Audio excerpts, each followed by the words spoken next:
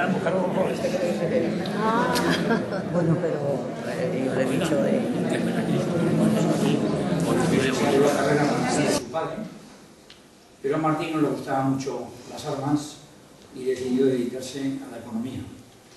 Y fue un gran economista que participó en la Junta Central y, bueno, pues por una serie de vicisitudes el rey perdió la confianza del rey, porque hasta ahora lo teníamos como un absolutista, como poderes absolutos del rey, pero se está demostrando, y con los papeles que Nuria ha encontrado de los archivos de la casa familiar, demuestran de que era una persona liberal que participó en la Constitución de 1812, la PEPA, porque se juró el 19 de marzo de 1812, día de San José, y entonces se le puso el nombre de la PEPA. En 1816 volvió otra vez el rey, y al volver el rey, al volver otra vez el rey, pues se tuvo que dedicarse a sus labores y se vino aquí a la Almunia. Entonces el rey también le nombró protector del Canal Imperial de Aragón, hizo grandes obras en el Canal Imperial de Aragón, también ordenó pintar los cuadros de Goya del Canal Imperial, que son del duque de San Carlos, y el retrato del rey Felipe Fernando VII, ¿no? Que son joyas patrimoniales que tenemos hoy en día en Aragón, que han estado saliendo también por las exposiciones. En la exposición de Sevilla estuvieron también expuestos, y que los podéis ver en Zaragoza. Es un rico patrimonio que tenemos hoy en día. También formó parte, hizo prácticamente el Paseo de la Independencia, que mucha gente no lo sabe. Si pasáis por el semáforo de la Diputación Provincial, a donde antes estaba el McDonald's, arriba hay una placa, si os fijáis, una placa de mármol blanca, que dice la ciudad de Zaragoza en recuerdo de don Martín de Garay, autor de este paseo. Ahí lo pone, ¿no? Está la placa un poco escondida, pero si os fijáis, allí lo pone también. En fin, fue un gran personaje, y creo que es la persona más importante que hemos tenido en los últimos tiempos en la Almunia. Murió aquí en 1822, murió aquí en la Almunia, fue enterrado en la iglesia del Fuerte, en San Lorenzo, pero después, con la desamortización de Mendizábal, allí por los años 1800 y pico, pues pasó a manos privadas la iglesia, y aquello fue una vinatería, ¿eh? Entonces sus descendientes, me imagino que sería don Lamberto de Juan, porque la familia de los de Juan son los descendientes, Nuria desciende de esa familia precisamente, pues consideraron inapropiado que su tío abuelo, su bisabuelo, lo estuviese enterrado allí, y lo llevaron a la iglesia. Entonces ahora está enterrado en la iglesia, entrando por la iglesia a mano derecha, si os fijáis, pone una tumba de don Martín de Garay y su esposa, que es la condesa de Chandía. Están enterrados aquí en la iglesia. En fin, creo que el personaje es muy importante, y como veréis, Nuria pues nos va a dar las explicaciones que hasta hace poco tiempo no se conocían, y los historiadores modernos lo estaban confundiendo constantemente a este personaje, que lo tenían como un personaje absolutista al servicio del rey y que no se preocupaba de los demás. No le fueron bien las cosas cuando fue ministro, porque con ese carácter liberal que tenía, bueno, pues la economía entonces estaba muy mal, intentó bajar los gastos y subir los ingresos, y los ingresos intentó hacer unos ingresos directos con arreglo a las propiedades que cada uno tenía. Claro, entonces el clero no pagaba nada, las grandes fortunas y los grandes personajes tampoco pagaban, y eso pues no les sentó bien. Y lo enemistaron con el rey, y entonces fue cuando el rey lo mandó aquí a Zaragoza, y es la época que os he contado del Canal Imperial de Aragón, y se dedicó a la Almunia y a su Zaragoza, que quería con locura, y a la Almunia también. Nuria Alonso pues es una descendiente, por parte os he dicho que tenía dos hermanos, Faustino, que se dedicó al ejército, fue general del ejército, y Bárbara, que se casó con la familia de Juan de aquí de la Almunia.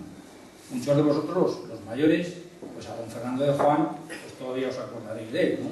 Paco sobre todo. Y su padre, que era don Lamberto, pues ya hace falta tener mucha edad para acordarse de don Lamberto, pero fueron una familia que fue una institución aquí en la Munia. Bueno, pues por la línea de Bárbara, casado con los de Juanes, es la rama que viene, es la descendencia, la descendencia a través de esa rama viene Nuria Alonso. Entonces, a Nuria hace 15 o 16 o 17 años, no me acuerdo de cuántos, en un viaje que hicisteis por aquí, pues os acercasteis por el ayuntamiento y nos dejasteis el teléfono, porque ni siquiera tuvimos una comunicación personal entonces, ¿no? Pero ya posteriormente nos pusimos en contacto con ella, hemos hecho varios viajes a Vigo, hemos estado contigo, nos ha atendido extraordinariamente bien y pues bueno, pues ha habido un contacto ya desde entonces. Nuria es bisnieta de don Fernando de Juan, y bueno, pues en esa línea, por parte de la hermana de don Martín de Garay, es la descendencia y la ascendencia que tiene Nuria Alonso. Es historiadora, es profesora de historia moderna, ha escrito numerosos libros y últimamente, pues al descubrir los papeles de su antecesor, de don Martín de Garay, todos los archivos, pues han descubierto unas cosas interesantísimas que cambian la historia de esa época de finales del 19, principios finales del 17 y principios del 18. Además, tienes muchos genes almunienses, y bueno, yo creo que va a darnos una charla muy interesante con relación a un personaje histórico importantísimo y sobre todo con los archivos que se han descubierto, que estaban en la casa familiar, pues cambia esa época de la historia de arriba abajo, ¿no? Martín de Garay por este pueblo, y entonces decía, no, tenemos que parar a tomar un café aquí y que yo tengo que parar en la Almunia. Entonces iba paseando por las calles del pueblo, iba viendo sus casas, el campo, y notaba como una especie de nerviosismo, como si los fantasmas del pasado me acompañasen en mi travesía. Y entonces no sabía que años después iba a conocer perfectamente a esos fantasmas, cuando la casualidad hizo que los documentos de vuestros antepasados y de los míos también fueron a parar a mis manos. Entonces hoy vamos a hablar precisamente de uno de estos fantasmas, que era Martín de Garay. Martín de Garay fue denostado completamente por la historia, porque pues no se sabía muy bien cuál había sido su papel, pero vais a ver que su papel fue importantísimo en la historia de España, y aparte su papel fue como abrir un camino que nos condujo a la democracia. Sería como un primer peldaño por su parte. Estamos aquí conmemorando el 200 aniversario de la Constitución de 1812, una Constitución que marcaba una ruptura con el pasado. En el pasado, en lo que le llamamos antiguo régimen, es decir, lo que del siglo XVIII hacia atrás, había unas grandes diferencias sociales y una gran injusticia social. Aquí, como podéis ver en la imagen, se ve casi, yo creo que va a ser mejor apagar porque no se ve muy bien, ¿verdad?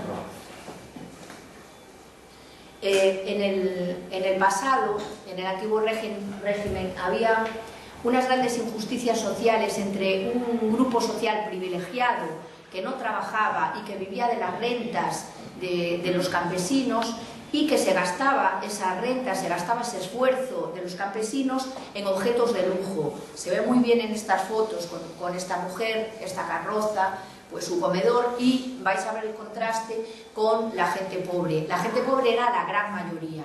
Entonces, pues todo el mundo pues estaba conforme con esta situación, pero al llegar el siglo XVIII esto cambió, porque, por ejemplo, el poder del rey era un poder absoluto, de tal manera que el rey tenía en su persona el poder de hacer leyes, el poder de gobernar y además el poder de juzgar. Entonces, Durante el siglo XVIII, los ilustrados eran un conjunto de personas que se empezaron a dar cuenta de que esto tenía que cambiar, de que era injusto que una masa de personas viviese con un trabajo tremendo a costa de que otro grupo muy pequeño de personas viviese con muchísimo lujo fruto de su esfuerzo. Aquí Goya, que era un ilustrado, nos lo plasma claramente. La nobleza y el clero son los burros, los que doblan las espaldas son los campesinos que soportan su peso. También nos habla Goya de que la educación era un desastre, que los maestros estaban mandando todo el papeleo al pueblo, incluso fue bautizado. Ese es el motivo, está en el registro parroquial. Sí, sí.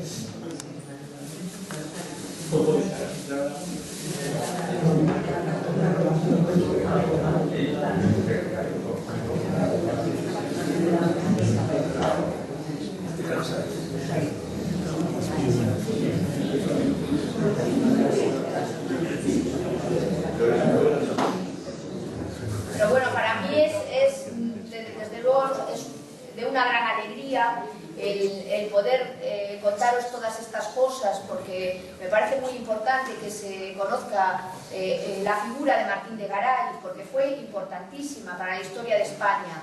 Y yo creo que ha llegado ya el momento, porque es que yo a veces haciendo investigación busco artículos de gente y machaconamente pues dicen que es absolutista, incluso yo en mi libro como título puse historia o biografía de un liberal aragonés. Bueno, pues hay gente que hablando del libro pone, es que ese liberal entre comillas aragonés, como diciendo que no.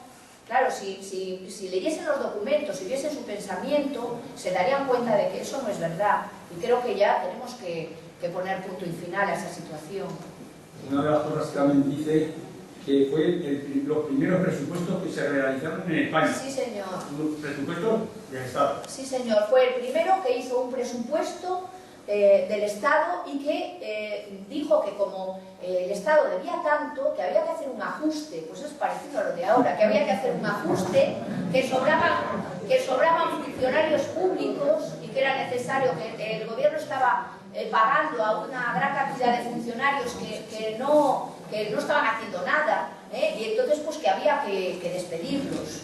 O sea que ya lo vemos ahí, ¿no? Un poco. Y de hecho fue una pena porque esa reforma de Hacienda que él hizo, que fue la base del moderno sistema tributario, o sea, las bases las puso él, pero en 2 años no dio tiempo, luego enseguida volvieron a lo anterior, que fue un caos. Y a mediados del 19 se materializó su reforma de manos de un hacendista que se llamaba Alejandro Mon, que lo que hizo fue copiar las ideas de Martín de Garay. Y esa reforma de Alejandro Mon duró hasta que en la transición Enrique Fuentes Quintana hizo una reforma de Hacienda. O sea que estuvo durante todo los mediados del siglo XIX y parte del XX, estas ideas de Martín de Garay.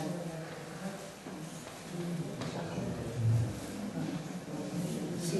¿El archivo está en posesión de usted o está a disposición de esos historiadores que cuentan una historia porque no han leído la verdadera? No, el archivo vino a parar a mis manos. Entonces yo lo que hice fue, como yo había estudiado historia por casualidad, porque yo no sabía nada de esto, o sea, solo mi abuela que me había dicho que teníamos un señor importante en la familia, pero no sabía nada más. Y entonces, pues, yo tenía allí esos papeles en casa que me había dado mi madre cuando acabé la carrera, pues estaba en el paro, y entonces pues tenía esos papeles allí, y entonces un día tuvimos una gotera en casa y mi marido me dijo, mira, estos papeles o ves lo que hay ahí o los tiras. Yo, luego los tiramos. ¿Cómo los vamos a tirar? Ni hablar, vamos a ver lo que hay. Entonces fue cuando empecé a ver lo que había ahí, me quedé asombrada. Claro, fui a la Universidad de Santiago y lo conté, lo que yo tenía, y se quedaron completamente asombrados, porque ahí hay cartas de embajadores, de todas las relaciones con Inglaterra, de Wellington, del embajador Richard Wellesley, de todos los que la Junta Central mandaba a todos los países de Europa, que nos contaban cómo estaba la situación. Bueno, es un archivo de una gran riqueza. Entonces, lo tengo yo. Lo que hice yo fue ordenarlo, estudiarlo y lo puse en carpetas, ¿no? Yo creo que que los relativos a Martín de Garay ya los he estudiado todos y ahora estoy estudiando los de Faustino y los de la familia.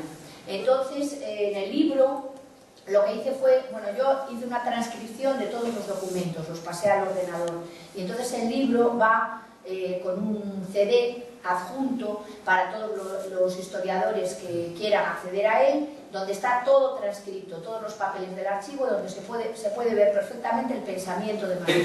Y esa es una disertación. Pues sí, porque esto como dices, Víctor, se trata de la historia política de finales del 18 y principios del 19, pero es muy curioso lo que estoy viendo ahora porque es la historia del día a día.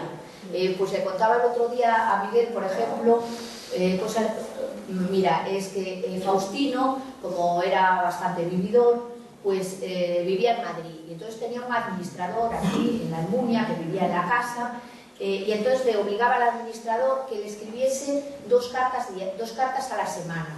Entonces durante muchos años Faustino tiene mucho mérito, porque Faustino fue el que guardó todos los documentos.